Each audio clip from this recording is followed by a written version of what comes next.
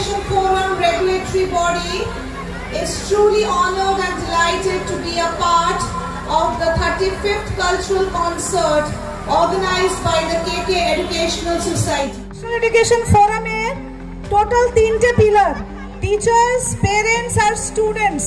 National education forum কাজ করছে 29টা স্টেটসে, 800টা জেলায় আর 7256টা ব্লকসে।